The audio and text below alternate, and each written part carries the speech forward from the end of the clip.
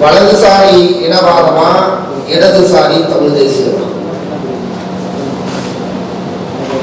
எளிதாக புரிந்து கொள்ளும்படி கொண்டு நான் அதற்கு சொல்ல கடமைப்பட்டிருக்கிறேன். ஒரு மாட்டு வண்டியில ரெண்டு பக்கமும் மாட்டை பூட்டியிருந்தால் சாலை ஓரத்திலே அந்த மாட்டை அல்லது வண்டியினுடைய சுவடில் அந்த வண்டியை செலுத்துகிற போது, மாட்டை விரட்டுகிற போது இடது பக்கமாக இருக்கக்கூடிய மாடு சாலையின் பகுதியை கணக்கு வைத்து நகரும்.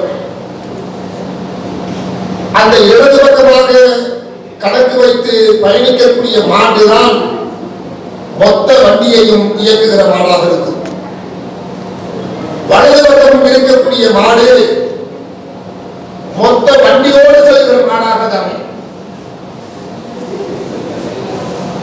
அப்படி என்றால் இந்த இடது வலதுக்கான காரணம் என்னவென்று சொன்னால், விளக்கம் என்னவென்று சொன்னால், ஒட்டுமொத்த சமூகத்தை வழிநடத்துகிறது தான் இடதுசாரி கருத்து. சாதியத்திற்கு எதிராக,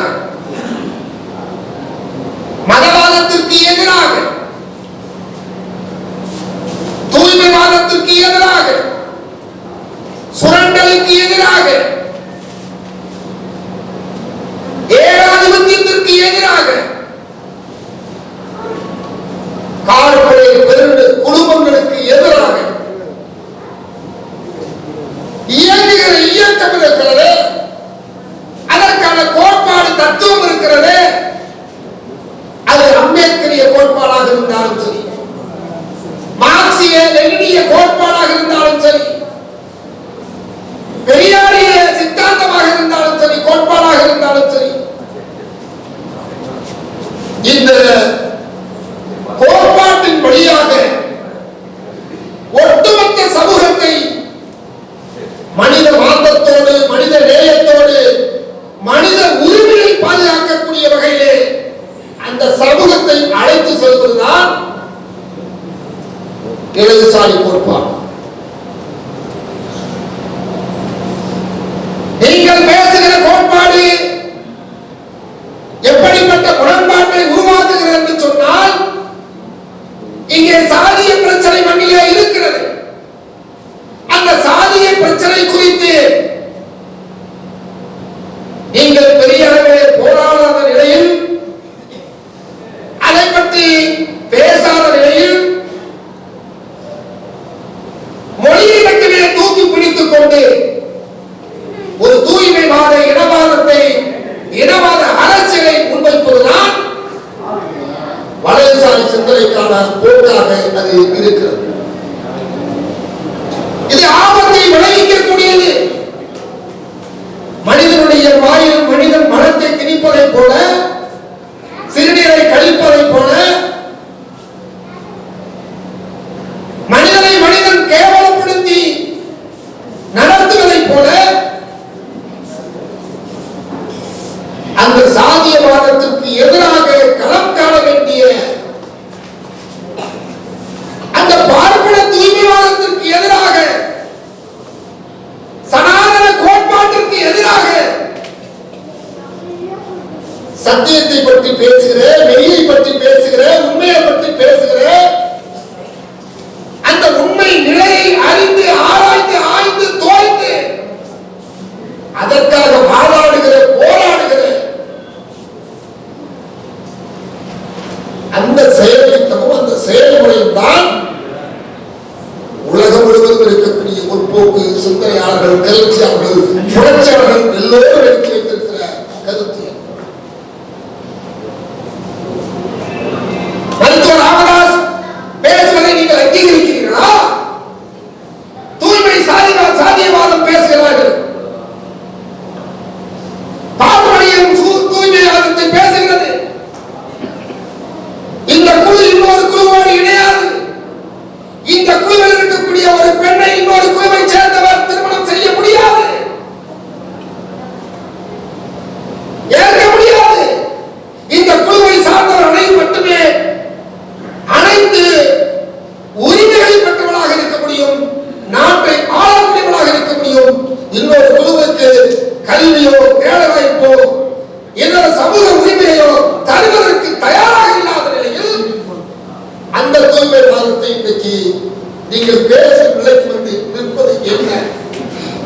இதைத்தான் நமக்கு இருக்கக்கூடிய தலைவரிலே இதை பார்த்துக் கொண்டிருக்கக்கூடிய பல்லாயிரக்கணக்கான மக்கள் மத்தியிலே ஒன்றை நான் முன்வைக்க கடமைப்பட்டிருக்கிறேன். எனக்கு திருவள்ளுவருக்கு இருக்கிற வழிதான் எங்களுக்கு தான் தெரியும், எங்களுக்கு தான் அந்த வழி தெரியும். சாதி அடிப்படையில் இருக்கக்கூடிய ஏற்றத்தாழ்வு எங்களுக்கு எப்படிப்பட்ட நெருக்கடியை தருகிறது, வாழ்வதற்கான உரிமையை கூட தருவதற்கு தயாராக இல்லாத இந்த பாரம்பரிய சனாதனத்திற்கு எதிராக உண்மையான தமிழ் தேசியம் எனக்கு தெரிஞ்சு மேலகு தலைவர் பிரபாகரனை தவிர வேற என்ன தமிழ் தேசியம் பேசுவதும் மிக சரியாக 1.25 வருடம் இயக்கத்தை விட்டு வெளியாகி இருந்தார். ஏன்?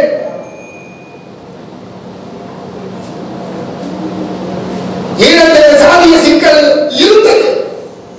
அந்த சாதிய சிக்கலுக்கு எதிரான அந்த சாதிய சிக்கலை முறியடிப்பதற்கு இயக்கத்தில் இருந்து உருவான புதிய கோட்பாடுகளை ஏற்றுக்கொள்ள மனமில்லாத அப்பொழுது ஏற்பட்ட பிரச்சனையில் அவர்கள் இருந்தார். அவர்தான்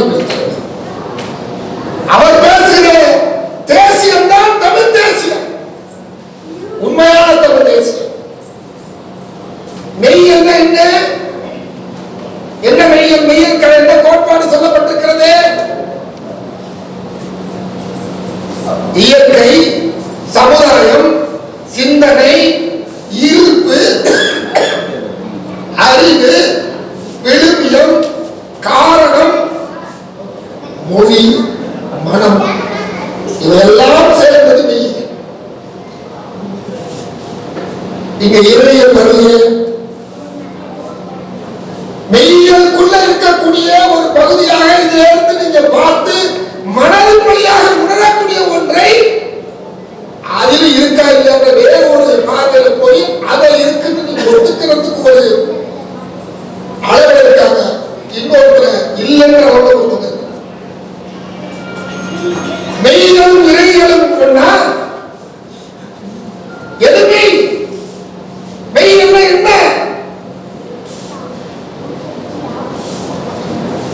மெய்னா உண்மை, இருக்கிறது இருக்கிறது சொல்றதுதான் மெய். மெய்ய பொய்யா சொல்ல முடியாது, மெய்ய மெய்யும் தான் சொல்ல முடியும், பொய்ய பொய்யும் தான் சொல்ல முடியும். இதான் காரணமாக வகுத்து கொடுத்த மெய் எது?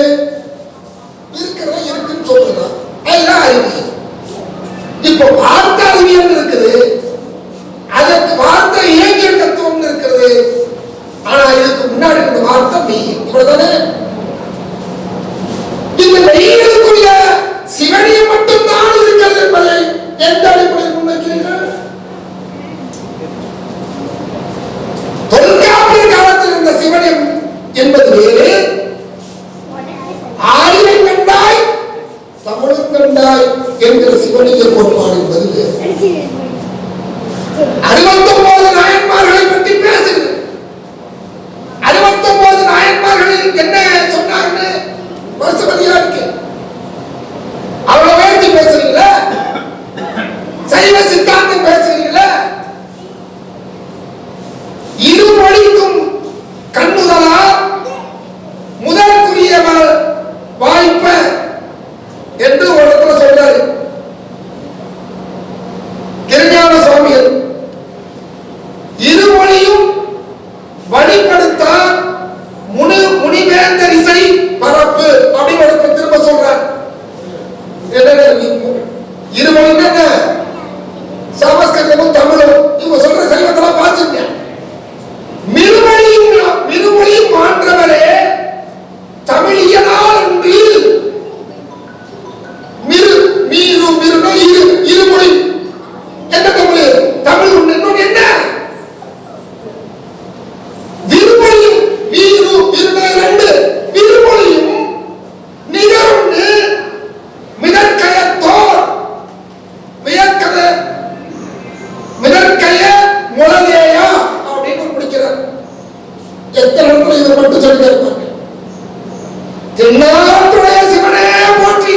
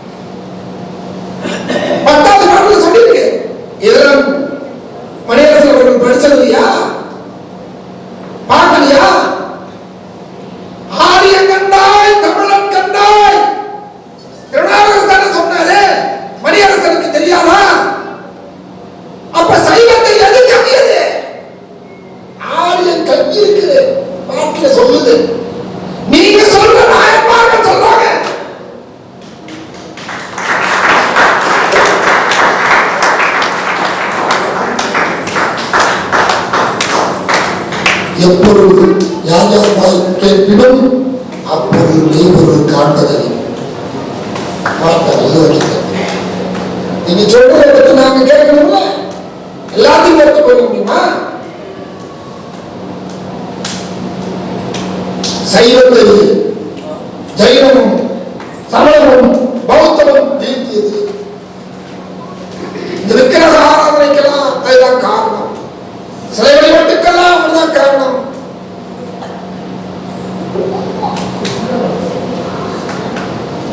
சொல்றீங்கள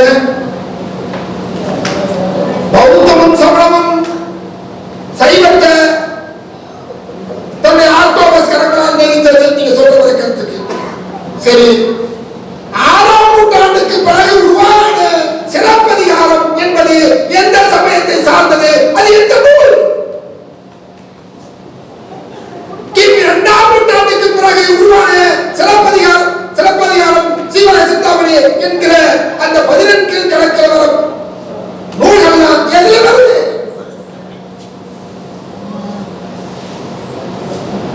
சமண நூல்கள் சொல்றேன். எப்பொருள் யார் யார் வாய் கேட்கணும் அப்பொருள் மெய்ப்பொருள் காண்பதறிவு என்கிற கோலத்தில் நீங்க ஒரு நாள் இருக்கீங்களா? பிறப்போக்கும் எல்லாம் இருக்கும், பிறப்போக்கும் எல்லாம் இருக்கும். சிறப்போமா செய்தொழில் வேற்றுமையான்னு சொன்னார் வள்ளுவன். வள்ளுவன் என்ன சொன்னிச்சு? வள்ளுவன் இந்த பாடலை எழுதுகிற மாதிரி தமிழருக்கு நமக்கு இந்த சிந்தனையை சொல்லிக் கொடுக்கிற போது ஆரியம் இங்கே முழுமையாக தமிழ் இனத்தை சிதைத்திருந்தது.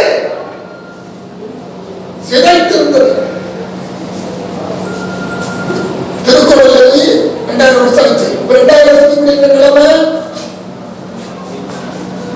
ஆரியம் தமிழினத்தை வீழ்த்தி வைத்திருந்தது.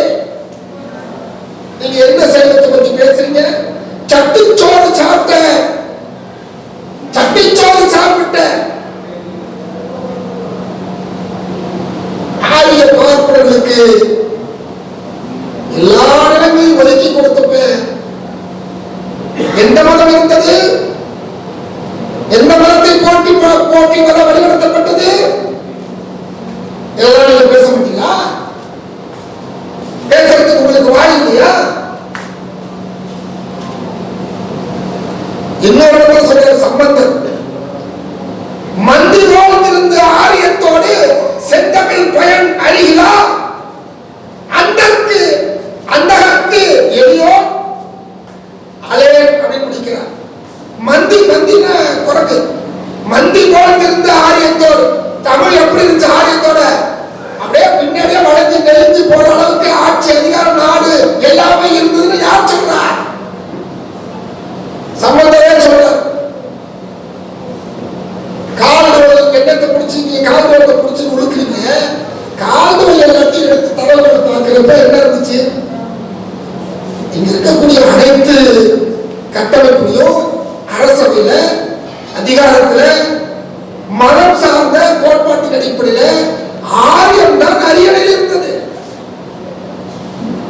நேரடியாகவோ மறைமுகமாகவோ ஆரியம் சமஸ்கிருதம் ஆட்சியில் இருந்தது, அதிகாரத்தில் இருந்தது. அப்ப ஆரியத்திற்கும் சமஸ்கிருதத்திற்கும் எதிராக பேச வேண்டிய போராட வேண்டிய இந்த தமிழ் சமூகம் போராடிட்டு தான் இருந்துச்சு. ஆனால் முழுமையாக 22 முழு விடுதலையை நமக்கு பெற்றுத் தர முடியவில்லை.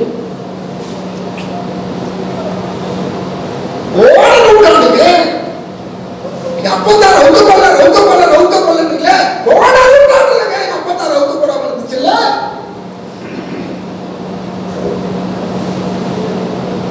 இது சாதிய கோட்பாட்டுக்கு எதிராக போராடியவர் இல்லையா? கால்வருக்கு கிடைச்ச தரவுகள் அதான் இருக்கிறத வச்சுதான் பண்ண முடியும். அவரு இன்னொரு நாட்டில இருந்து வந்து இவ்வளவு பெரிய வேலையை செஞ்சிருக்கிறார். குறைபாடு தான் திருத்திங்க. அதுக்கு ஒரு உதாரணம் சொல்றேன். கால்வருக்கு பிறகு வீரமாமுனிவர் பெஸ்கி என்கிற வீரமாமுனிவர் அவருடைய வரலாற்று வாழ்க்கை நடந்த விஷயத்தை ஒன்று சொல்றேன். அவர்கள் கிறிஸ்தவ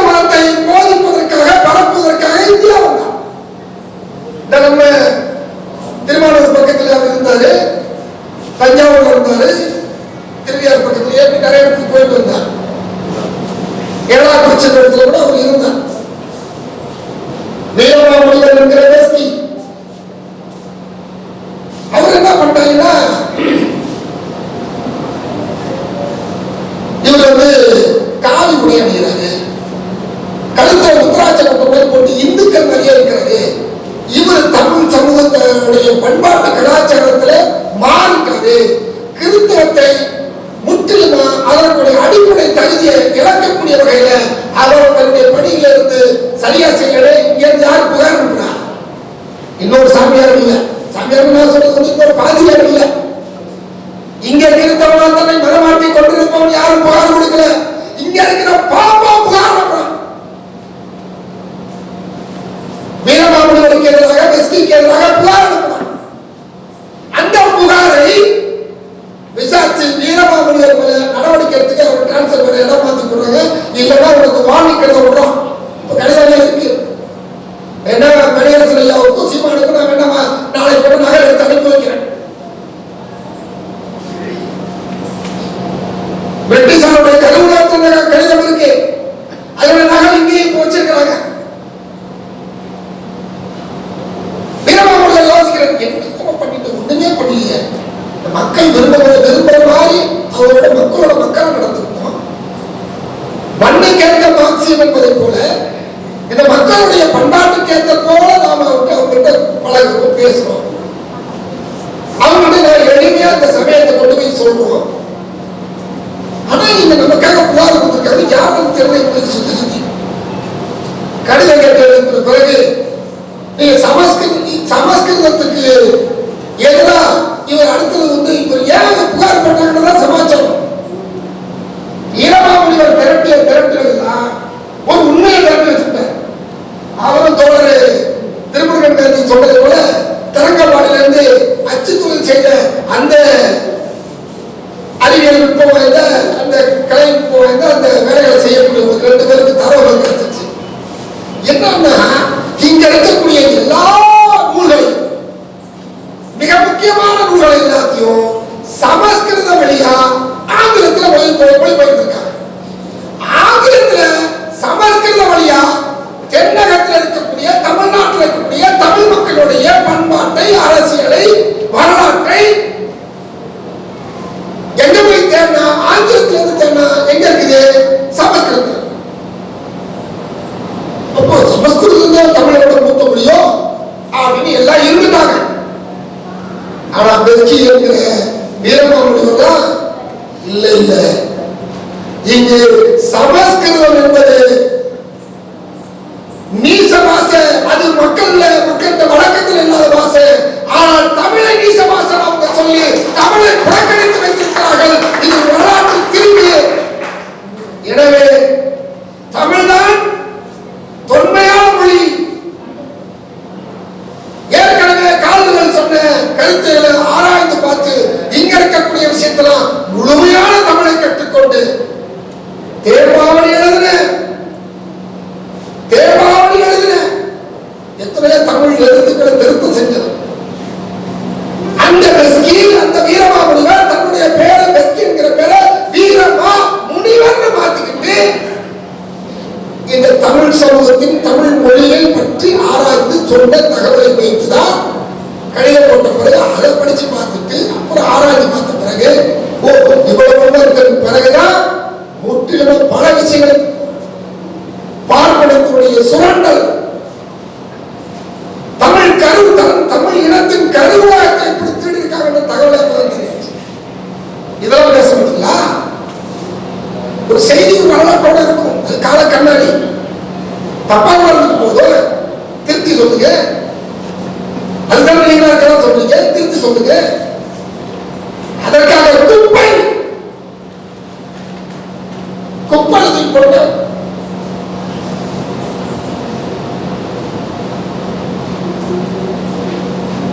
திருக்குறளை கூட நமக்கு இவ்வளவு தூரம் தொகுத்து தந்து கொடுத்தவங்களும் ஒரு ஆங்கிலேயர் தான், அணை கட்டியவர்கள் ஆங்கிலேயர்கள் தான். ஒரு இடத்துல வெள்ளக்காரனை எடுத்து பேசுறீங்க, ஒரு இடத்துல பார்வையிங்க எடுத்து பேசாம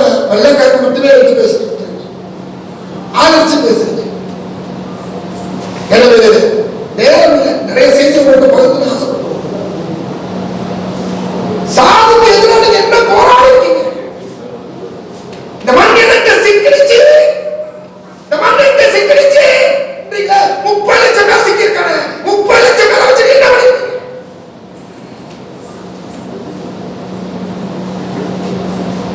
கண்ணகி முருகேசன் வழக்கு ஒரு வழக்கறிஞர் ரத்தனம் தான் வழக்கறிஞர்.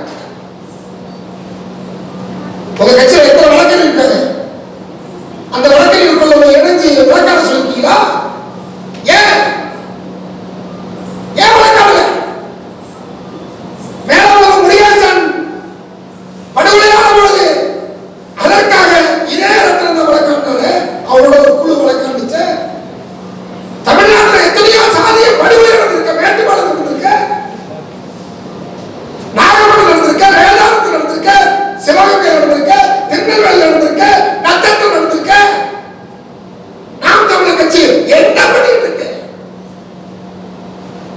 மனிதர்கள் பற்றி இதை பத்தி நீதிக்கு வந்து போறல, ஏன் நீதிக்கு வந்து போறல?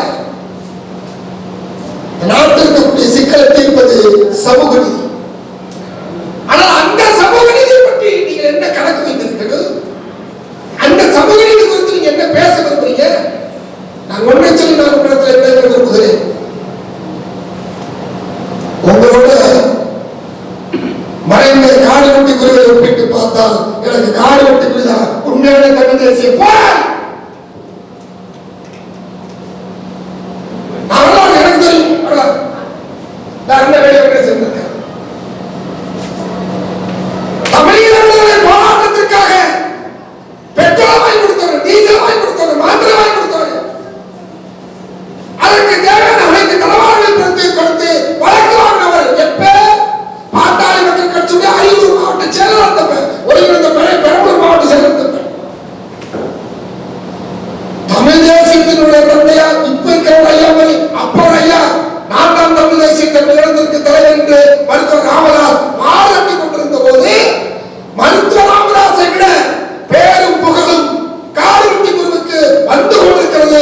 வழக்கிலே அவர் தேடப்படுகிறார், சேர்க்கப்பட்டிருக்கிறார் என்பதனால் மேம்போடு சட்டம் என்று சொல்லக்கூடிய அந்த பாட்டாளி மக்கள் கட்சியுடைய மாவட்ட தலைவர் அந்த செயலாளர் பொறுப்பேற்று எடுத்து சாதி சாக்கல்ல கொண்டு போய் திரிச்சு விட்டார்.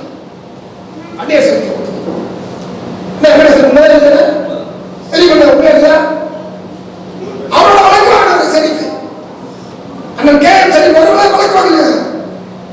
நான் 94 94 நான் கல்லூரி படிக்கிறப்ப இவங்களாம் பாபநாச நீதிமன்றத்துக்கு வருவாங்க. பெரிய புடை சூழ வருவாங்க. ஒரு டிஎஸ்பி தலைமையில் பெரிய வருவாங்க. அதுக்கப்புறம் அந்த வழக்கில் காடு வெட்டி குரு எழுதப்பட்டார்.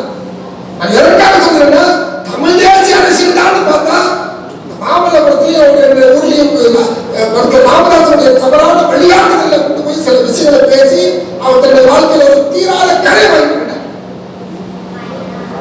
அதன் மேல எனக்கு விமர்சனம் இருக்கு, சாதி இடத்துல கடுமையான விமர்சனம் இருக்கு. ஆனால்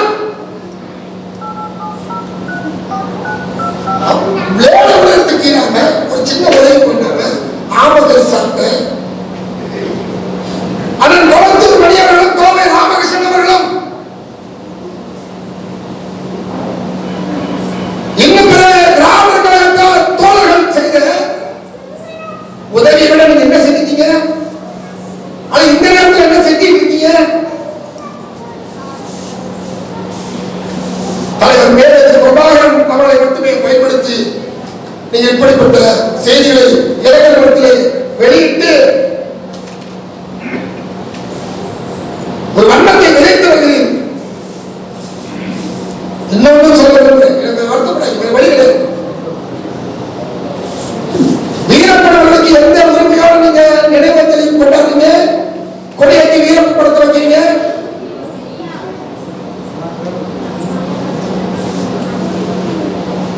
வீரப்படம் காட்டி கொடுத்தது யாரு?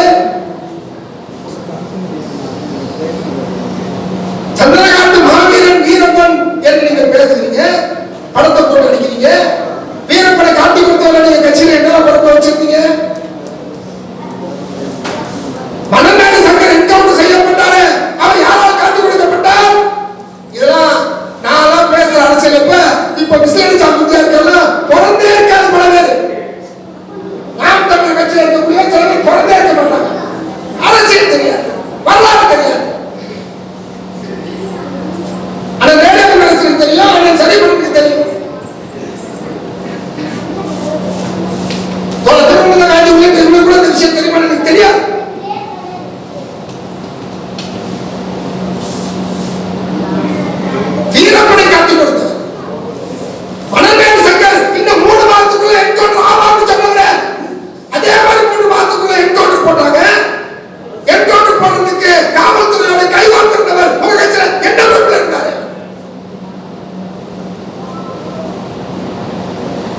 இதை செஞ்சு நீங்க செய்ய மாட்டீங்க.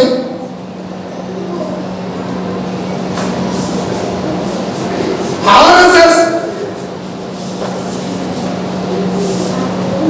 பெரும்பான்மை அரசியல், இந்துத்துவ அரசியல், பெரும்பான்மை அரசியல் பேசுகிறது. இன்னைக்கு தமிழ்நாட்டில் பெரும்பான்மை அரசியல் பேசுவது யார்? நாம் தமிழர் கட்சியில் பெரும்பான்மை அரசியல் பேசுது. சைவம் இந்து, தமிழ் இந்து என்று பெரும்பான்மை அரசியல் பேசக்கூடியவர் யார்? தந்தை பெரியாருக்கு காவி அடிச்சிருந்தாங்க. இப்ப ஒருவேளை காவி அடிக்குது. தந்தை பெரியாருக்கு செருப்பு மலை பண்ணிருந்தாங்க. இப்ப ஒருவர் போல நான் கூட நினைச்சேன், ஒருவேளை பிஜேபி அரசோடு இருக்கக்கூடிய அதிமுக அரசு கைத்தறி அரசா, கைகூலி அரசா, அடிமை அரசா இருந்ததுனால பாஜக, RSS, இந்துத்துவ சனாதனவாதிகள் ஒரு ஆட்டம் போட்டாங்க நினைச்சேன். அப்புறம் கொஞ்ச நாள் கழிச்சு இப்ப ஆட்சி மாற்றம் வந்த பிறகு உள்ள திமுக ஆட்சி வந்துருச்சு, அதுல எல்லாத்தையும் பொத்திட்டு அமைதியா இருக்காங்க, பயன்பட்டு இருக்காங்கன்னு நினைச்சேன். ஆனா உண்மை அப்படி இல்லை. இப்ப தெரியுது.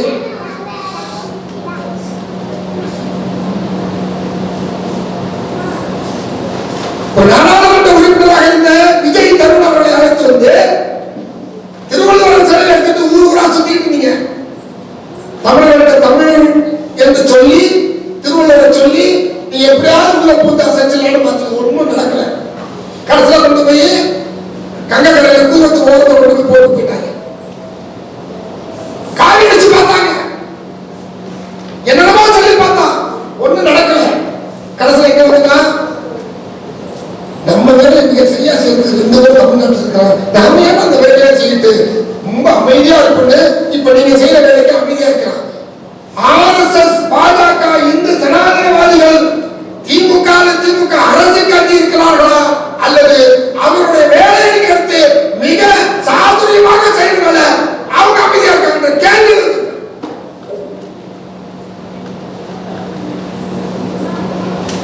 இதையெல்லாம் பேச வேண்டிய நேரம் இருக்கிறது. நான் ஒன்றை மட்டும் சொல்ல முடிக்க விரும்புகிறேன். கியூபா தேசத்தினுடைய விடுதலைக்காக போராடிய பிடல் காஸ்ட்ரோவோடு அர்ஜென்டினா நாட்டிலே பிறந்த சே குவேரா, பழத்தோட்டங்களிலே இருந்த அமெரிக்க ஏகாதிபத்தியத்தை எதிர்த்து, சுரண்டலுக்கு எதிர்த்து, அந்த அடிமை தேசத்தை விடுதலை பெற செய்ய வேண்டும் என்பதற்காக உழைக்கிற பாட்டாளி சமூகத்தோடு சேர்ந்து அந்த மண்ணின் விடுதலைக்காக யுத்த காலத்தில் நின்றார்களே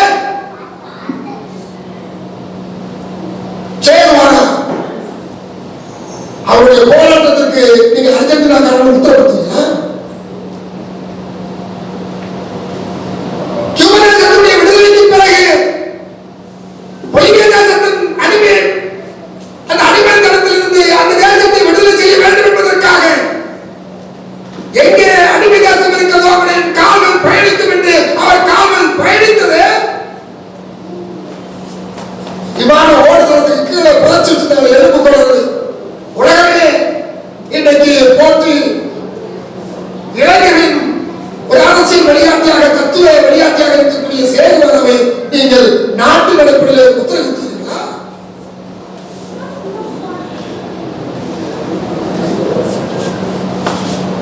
மரம் என்ன?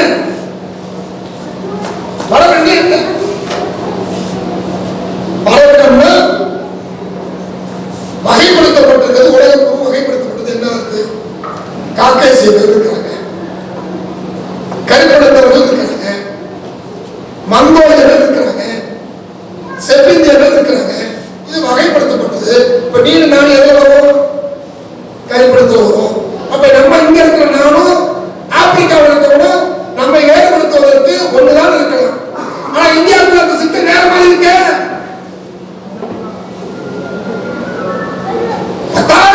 முன்னதாக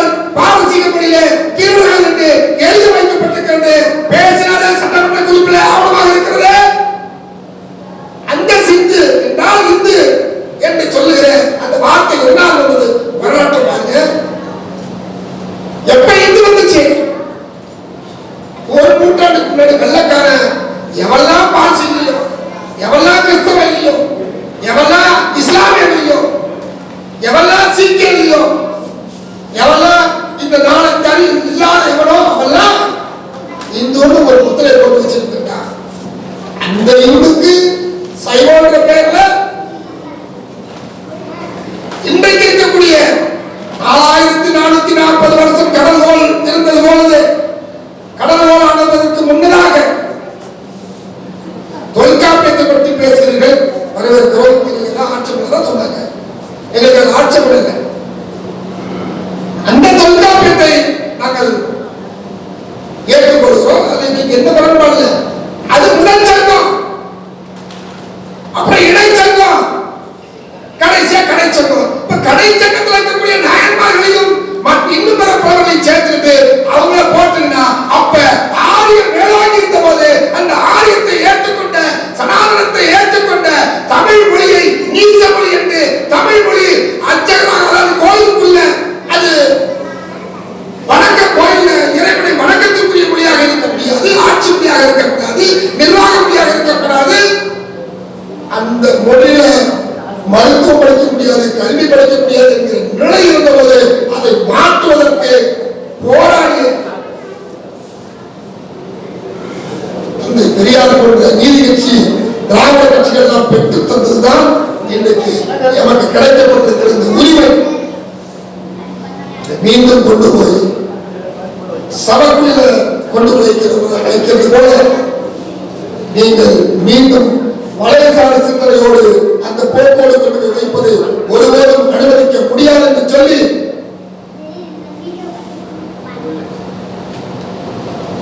விடுதலை சிறுத்தைகள் கட்சியினுடைய கொடியை ஏற்க முடியல, விடுதலை தமிழ் புலிகள் கட்சியினுடைய கொடியை சில ஊர்ல ஏற்க முடியல, தமிழ் புலிகள் கட்சியினுடைய கொடியை சில ஊர்ல ஏற்க முடியல.